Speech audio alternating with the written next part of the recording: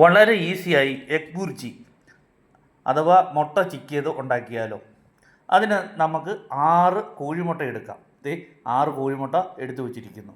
ഇനി നമുക്ക് അടുത്ത വേണ്ട ഇൻഗ്രീഡിയൻറ്റ് സബോള ചെറുതായി അരിഞ്ഞത്. ഇങ്ങനെ വളരെ ചെറുതായി 2 വലിയ സബോള കുഞ്ഞു ഇങ്ങനെ വളരെ ചെറുതായിട്ട് അരിഞ്ഞെടുക്കണം.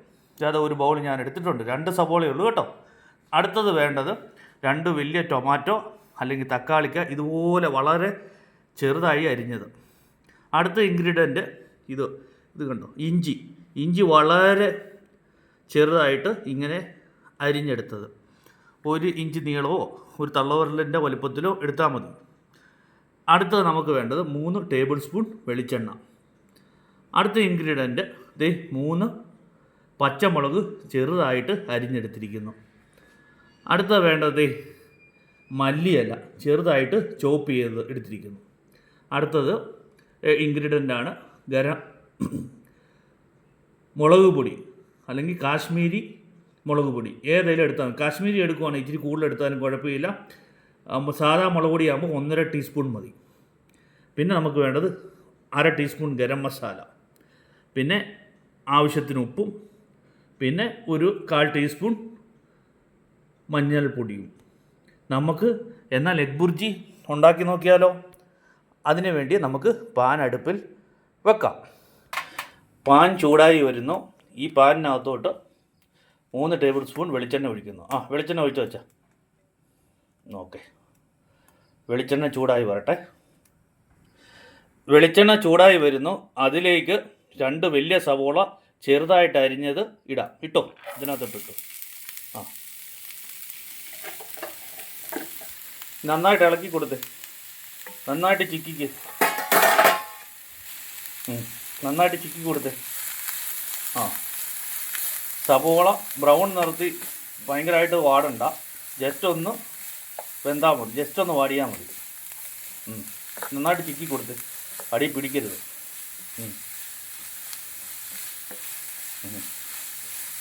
ഇച്ചിരി ഒന്ന് വാടിക്കും. ഇനി ഇതിലോട്ട് ഇഞ്ചി ഇട്ട് ഇഞ്ചി കഷ്ണം ചെറുതായിട്ട് അരിഞ്ഞ ഇഞ്ചി ഇടുന്നു. ചെറുതായിട്ട് ഇനി ഇളക്കി കൊടുക്കും. ഇളക്കി കൊടുക്കും.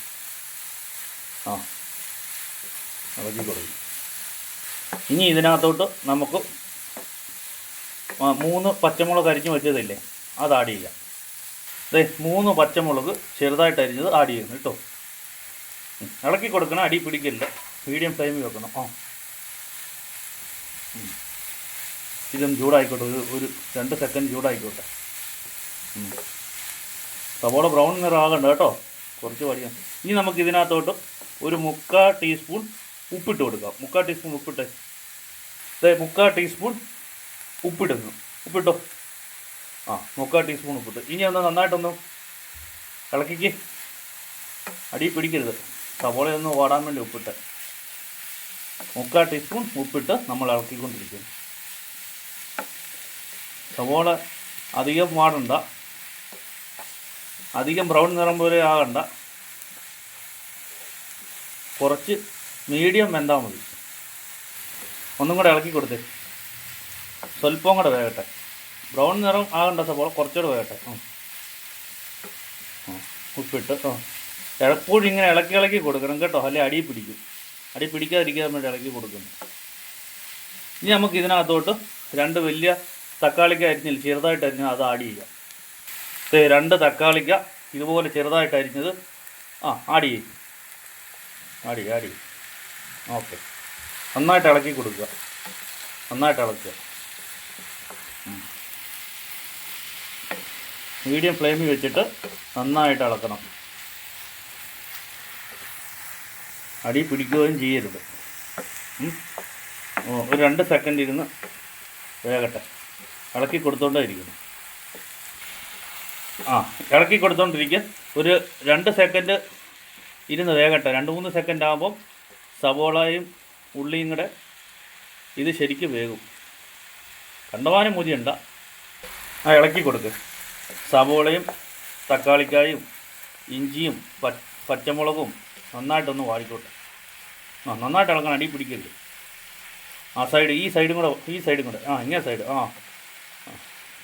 എല്ലായിടും എല്ലായിടും ചെല്ലട്ടെ. ഇങ്ങനെ സൈഡ് ഇച്ചിരി കൂടെ പോരാണ്ടോ? ഓക്കെ ആ അപ്പോൾ അടുത്ത് കൂട്ടി ഇനി ഒരു മിനിറ്റ് ഒന്ന് മൂടി വെക്കാം. അപ്പോൾ കുറച്ചും കൂടെ ഈസിയാവും. 1 മിനിറ്റ് ജസ്റ്റ് ഒന്ന് മൂടി വെച്ചിട്ട് നമുക്ക് ഇളക്കാം. ഈ മൂടി തുറക്കാം. മൂടി തുറന്നേ. ഇളക്കി കൊടുക്കുക, അടി പിടിക്കില്ല. ഒരു 1 സെക്കൻഡൊക്കെ മൂടി വെക്കാവുള്ളൂ. എന്നിട്ട് എപ്പോഴും ഇളക്കിക്കൊണ്ടിരിക്കണം. ഇപ്പോൾ ഏകദേശം വെന്ത് വരുന്നു. കണ്ടമാനം മൊരിയണ്ട. ഇനി നമുക്ക് ഇതിനകത്തോട്ട് മസാല ആഡ് ചെയ്യാം. അത് നമുക്ക് ആദ്യം ഇതെടുത്ത് മുളക് പൊടി ഇടല് 1.5 ടീസ്പൂൺ മുളക് പൊടിയാണ് ഇത്. 1.5 ടീസ്പൂൺ മുളക് പൊടി ഇട്ടേ. ഓക്കെ, മുളക് പൊടി ഇട്ട. മഞ്ഞൾപ്പൊടി 1/4 ടീസ്പൂൺ ഇട്ടോ. മഞ്ഞൾപ്പൊടി ഇട്ടോ. ഇനി അടുത്ത പൊടി എടുത്ത് ഗരം മസാല 1/2 ടീസ്പൂൺ. കാണിച്ച് ഗരം മസാല ഇട്ടോ. ഇനി ഒന്ന് ചിക്കി കൊടുത്തേ. കാരണം ഇത് മസാലയുടെ പച്ചപ്പൊക്കെ പൊക്കോട്ടെ. ഈ ഇട്ട പൊടിയുടെ, നമ്മുടെ മഞ്ഞൾപ്പൊടിയുടെയും അതുപോലെ തന്നെ ഗരം മസാലയുടെയും മഞ്ഞളിൻ്റെയും ഒക്കെ പച്ചപ്പൊന്ന് മാറിക്കോട്ടെ. മാറുന്നോടം വരെ ഇറക്കി കൊടുക്കും. അടി പിടിക്കരുത് കേട്ടോ. അടി പിടിച്ച് കഴിഞ്ഞാൽ നമ്മുടെ കറിയുടെ ടേസ്റ്റ് പോകും. നന്നായിട്ട്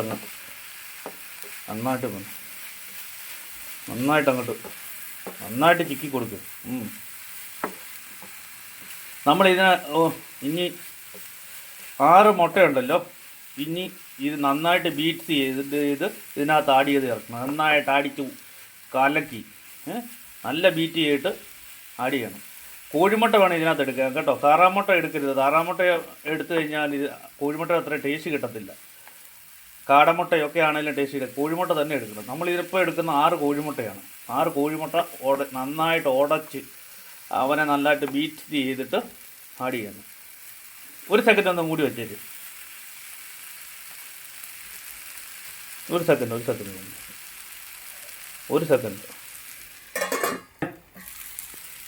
ഇനി ഇളക്കി കൊടുത്തേ.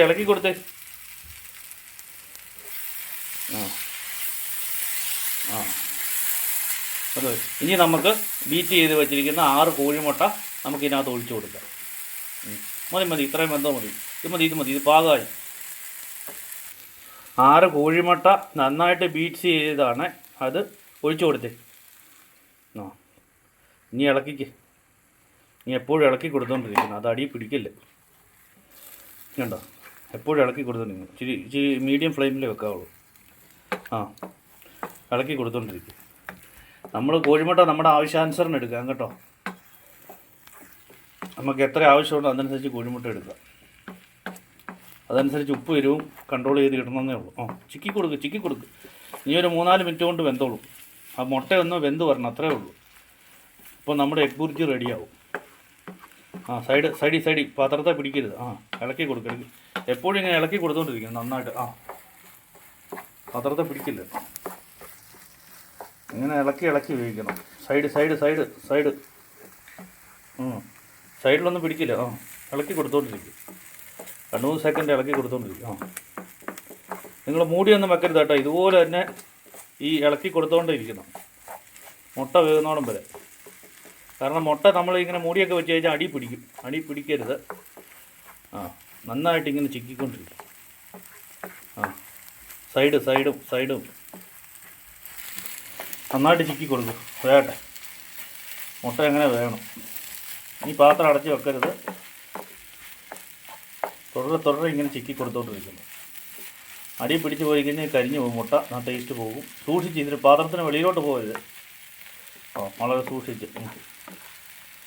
നമ്മുടെ എഗ് ബുർജി റെഡിയായി. മുട്ട വേകുമ്പോൾ എഗ് ബുർജി റെഡിയാവും. അപ്പം വേകട്ടെ. മുട്ട ശരിക്കും വേകട്ടെ. വേട്ടെ. നിങ്ങളിങ്ങനെ ചിക്കി കൊടുത്തോണ്ടിരിക്കണം കേട്ടോ. അടി പിടിപ്പിക്കാതെ. നമ്മുടെ എഗ് ബുർജി റെഡിയായി വരുന്നു. ഇനി നമുക്കിതിനകത്ത് മല്ലിയില ചെറുതായിട്ട് ചോപ്പ് ചെയ്തിടാം. ഓഫ് ചെയ്യുന്നതിന് മുമ്പായിട്ട് മല്ലിയില ഇട്ടേച്ച മുട്ട റെഡിയായി വരുന്നുണ്ട് കേട്ടോ. എഗ് ബുർജി ആയി വരുന്നുണ്ട് കേട്ടോ. ഇച്ചിരി മല്ലിയില ചോപ്പ് ചെയ്തിട്ട്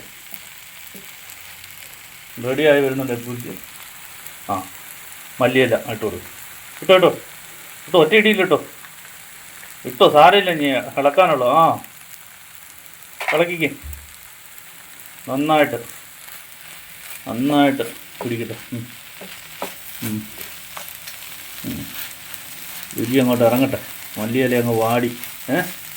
ഇപ്പം നമ്മുടെ എഗ് ബുർജി കംപ്ലീറ്റ് റെഡിയായി, എല്ലാ ഇൻഗ്രീഡിയൻസും ആയി. ഒരു 5 മിനിറ്റ് ഇരുന്നോട്ടെ. എന്നിട്ട് നമുക്ക് ഫ്ലെയിം ഓഫ് ചെയ്യാം. ഒരു 2-3 മിനിറ്റും കൂടി ഇരുന്നോട്ടെ. ആ മല്ലിയിലയും കൂടെ ഒന്ന് നന്നായിട്ട് വാടിക്കട്ടെ. ആഹാ, നന്നായിട്ട് ബുർജി റെഡിയായി. ഓക്കെ, നമ്മുടെ എഗ് ബുർജി റെഡി ആയിട്ടുണ്ട്. മുട്ട ചിക്കിത് റെഡി ആയിട്ടുണ്ട്. ഇനി നമുക്കൊരു പ്ലേറ്റിലോട്ട് മാറ്റി അച്ചായ ഒന്ന് ടേസ്റ്റ് ചെയ്ത് കാണിക്കണേ കേട്ടോ. ടേസ്റ്റ് ചെയ്ത് നോക്കണം. അപ്പോൾ ഫ്ലെയിം ഓഫ് ചെയ്തു.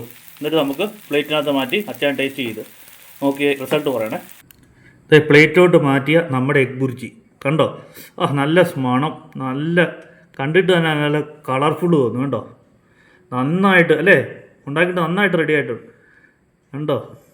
ആഹാ, അച്ചായോ ഇതൊന്ന് കൂട്ടി ഒന്ന് ടേസ്റ്റ് പറയാമോ? അച്ഛാ എന്തേ എടുക്കുന്ന ചോറിൻ്റെ കൂടെയും കൂട്ടാം, ഇത് ബ്രെഡിൻ്റെ കൂടെ റോസ്റ്റ് കൂട്ടാനൊക്കെ നല്ല ഇതാ അല്ലേ, മോരൊക്കെ ഉണ്ടെങ്കിൽ.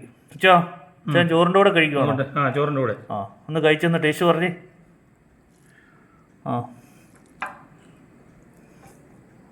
നിങ്ങൾ നോക്കിക്കേ, എങ്ങനെയുണ്ട് അച്ഛാ? ബെസ്റ്റാ? സൂപ്പറാണോ? സൂപ്പർ, വേറെ ഒരു കറിയും വേണ്ട. നോക്കട്ടെ എങ്ങനെയുണ്ട്, കേമനാണോ? ഇങ്ങോട്ട് നോക്ക്. റെഡി. ബെസ്റ്റ്, ചോറിന് ബെസ്റ്റാ അല്ലേ? ഇത് അച്ഛൻ പിന്നെയും കഴിച്ചോണ്ടിരിക്കുക. സൂപ്പറാ അല്ലേ? സൂപ്പറാണ് അച്ഛാ? സൂപ്പർ. അടിപൊളി. ഞാൻ ഇനി കൂട്ടി കുറച്ച് ചോറുണ്ണും. അവന് വരുമ്പോഴത്തേക്ക് അവർക്കും ഇഷ്ടപ്പെടും അല്ലേ? പിന്നെ വളരെ ഈസി ആയിട്ടല്ലേ, ഒരു ഫാമിലി ഫുള്ള് ഒരു ലഞ്ച് കഴിക്കാൻ നല്ലതല്ലേ? ഒരു 5-8 പേർക്ക് കഴിക്കാനുള്ള ഉണ്ടല്ലോ. അടിപൊളി. അപ്പം എൻ്റെ ഈ എഗ് ബുർജി ഇഷ്ടമായാൽ ലൈക്ക് ചെയ്യുക, ഷെയർ ചെയ്യുക, സബ്സ്ക്രൈബ് ചെയ്യുക. ഇനി അടുത്ത വീഡിയോ ആയിട്ട് വരുന്നതായിരിക്കും. താങ്ക് യു അച്ഛാ, ഒരു താങ്ക് യു കൊടുത്ത്. ഹായ്.